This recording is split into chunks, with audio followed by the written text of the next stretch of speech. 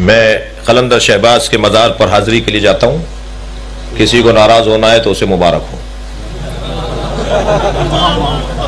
वहां बैठा हुआ था एक काफी में कलंदरी लोग जानते हैं, वहां पर खानकाहों को काफी बोलते हैं जी। वहां 8 काफियां हैं, 8 वहां के उनके कलंदर के जो फकीरों की सिलसिले हैं वो 8 सिलसिले हैं।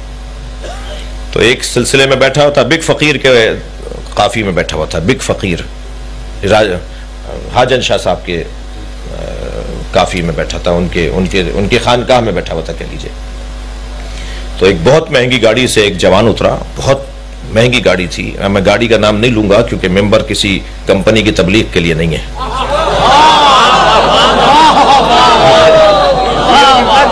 बहरहाल एक बड़ी महंगी गाड़ी से उतरा और बहुत ही अच्छे कपड़ों में था और बहुत ही जैसे उस गाड़ी के मुताबिक उसके कपड़े भी थे। और आया वहां इनको शाह साहब को हमें सलाम और या अली मदद कहता हुआ।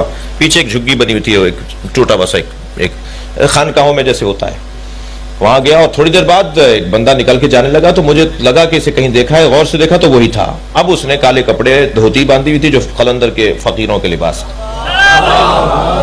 उसने काली धोती बांधी थी, काला चोला पहना हुआ था और वो कशकोल गले में लटकाया हुआ था। और वो बड़े बड़े उसने वो तस्बीह, बड़ी दानों वाली तस्बीह डाली हुई थी। मैंने उनसे पूछा, हाजन शाह साहब से पिछले दिनों इंतकाल हो गया, अल्लाह उनकी मग़फ़िरत फरमाए।